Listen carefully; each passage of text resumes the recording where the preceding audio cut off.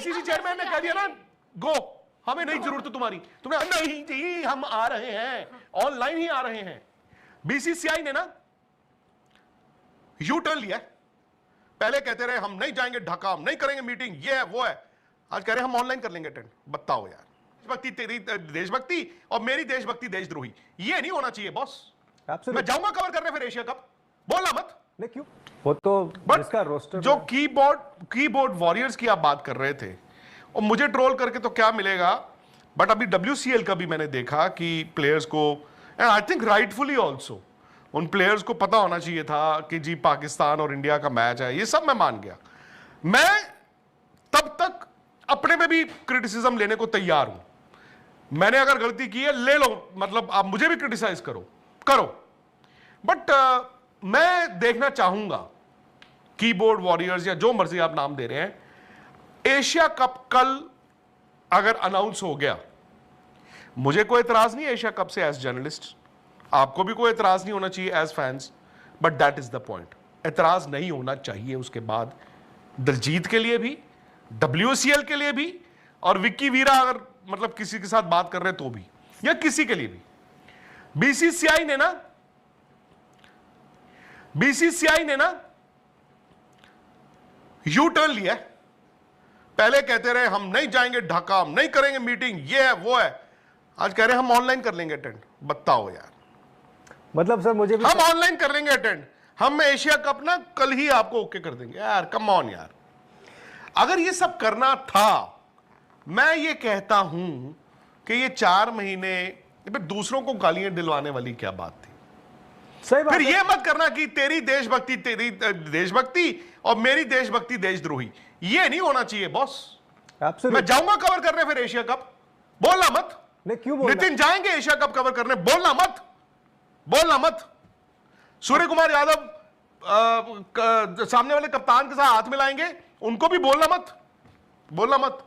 Convenience के हिसाब से थोड़ी। जगन्नाथ शेट्टी है, वो कह रहे हैं शार्दुल ठाकुर बैटिंग में कंफर्टेबल लगे हैं, वो कह रहे हैं 80 रन फिक्स हैं। चलो 80 शार्दुल बना दे तो भाई बहुत बढ़िया। नहीं 80 और कह रहे हैं, 80 और अगर शार्दुल के 80 है ना खुशी, अरे फिर तो आप इनको भेज दीजिए। क्या envy the power of French perfume का 2 भेजिए। आप भेज रही है ना सबको गिफ्ट हैम्पर्स? मैं भेजूंगी, अब कल तो लिस्ट तैयार है ना, लिस्ट बना रही है, ये सब बन चुकी है। Very good. रमन है, वो कह रहे हैं अगर दिलजीत ने गलत किया था तो व्हाट अबाउट बीसीसीआई? मैंने बोल दिया यार, यस मैंने बोल दिया। मतलब पता क्या होता है, बड़ा आसान होता है कि किसी को भी रगड़ दो। मैं WCL में मैं अभी भी मानता हूं, यस वहां जाके जी हम नहीं खेलेंगे पाकिस्तान के साथ, गलत था बॉस। क्यों? क्योंकि आपको पता था, आपको जाने से पहले 1 महीना पहले तो शेड्यूल आ ही गया था ना। सो आपको मालूम था कि भाई मैच होना है, आप तब ले लेते एक्शन, नहीं लिया। अब वहां जाके कर रहे हो क्योंकि आपने देखा यार ये तो बड़ा क्रिटिसिज्म हो रहा है, तो प्लेयरों ने पुल आउट किया। मैं तो मानता हूं, मैं झूठ नहीं बोलूंगा इस पे, लेकिन यार एक बात बताओ, वो एक प्लेयर है उस WCL वाली एक टीम में जिनके घर लोग पहुंच गए थे, जिनकी बुजुर्ग मदर है, वो अकेली थी घर पे, ठीक है। अब वो प्लेयर आपसे नहीं पूछेगा कि अच्छा एशिया कप खेल रहे हो तुम, हमें गालियां पड़वा दी। मतलब इतनी नेसेसिटी क्या है? आप एक नहीं, नेसेसिटी की बात ही नहीं है। नहीं, मैं कह रहा हूं है भी। मान लीजिए आपने पहले सर ये बोला कि यार देखो वहां पर हो रही मीटिंग, हम ये मीटिंग अटेंड नहीं करेंगे। यार आपका पान खाने का दिल करता है, ठीक है, आप मीठा पान खाना है। कोविड आ गया, कोविड में वो लग गए थे, क्या हो गया था? कर्फ्यू नहीं, वो कोविड में क्या हुआ था? लॉकडाउन। तो आपको पान खाने बगैर आप जी नहीं सकते हो? जी सकते, क्यों नहीं जी सकते? जिए ना, बिल्कुल जिए, पूरी दुनिया जी है। तो फिर लेकिन यहां तो वो बात नहीं है ना, यहां तो ये बात थी कि एक मीटिंग जो इतना बड़ा मुद्दा बन गई थी, तो मीटिंग का इतना मुद्दा क्यों बनाया? तो आप उसी मीटिंग को आप क्यों अटेंड कर रहे हो? मैंने आपको बोला था ना कल कि ऑनलाइन ही कर लो, तो आज ऑनलाइन जा ही रहे ना, तो फिर इतना ह्यू एंड क्राई क्यों करना? पता नहीं, और ये हमसे पूछा नहीं वहां। मैं ना हमेशा एक बात बोलता हूं। अब क्या हो गया? अब वो पंजाबी की कहावतें हैं। अब वो क्या होता है कि दूध भी देना और मैं भी करना। किसकी बात कर रहा हूं मैं? बकरी को आप देखते हो ना, मैं दूध भी देना, मैं भी करना। वो यार एक तरफ लग जाओ, एक चीज करो और खत्म, चलो आगे। मान लो ना, फिर मत आओ वही देशभक्ति तेरी है, मतलब मेरी देशभक्ति है, तेरी देशद्रोही है। हाँ, वही हो रहा है। Don't do that. यहाँ तो वही हो नहीं रहा कह है। रहे हम नहीं जाएंगे, मीटिंग वहां है।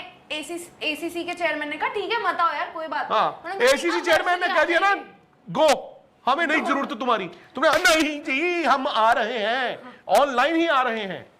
अस्सलामुअलैकुम दोस्तों, India versus England first test series में तो इंडिया को बहुत ही बुरी तरह से शिकस्त हुई है, क्योंकि ये मैच जो कि इंडिया बहुत ही आसानी से जीत सकता था, उसे इंग्लैंड के बैट्समैन ने पूरी गेम ही पलट कर रख दी है। क्योंकि जैसा कि हम जानते हैं कि इंडिया के सारे बैट्समैन शुभमन गिल, ऋषभ पंत, केएल राहुल बहुत ही आउट क्लास परफॉर्मेंस दे रहे हैं, क्योंकि उनके स्कोर हर एक के 100 प्लस हैं, जो कि शायद ही इंडिया की हिस्ट्री में हुआ हो।